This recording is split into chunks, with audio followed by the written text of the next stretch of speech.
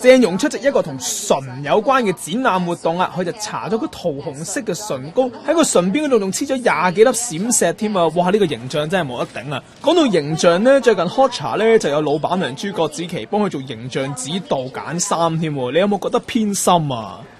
係唔好呢啲，唔好玩呢啲嘢啦，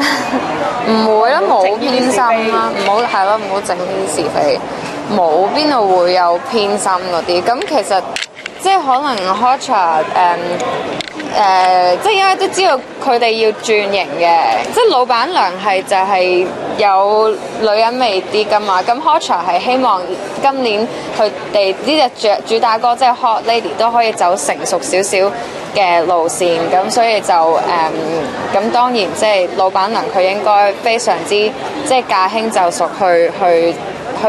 即係設計呢一方面嘅形象咯。咁唔講是非啦，咁你想唔想阿老闆娘幫你揀下衫先？冇乜所謂，如果佢咁忙，係啊，咁如果一齊可以即係研究下時裝都好啊。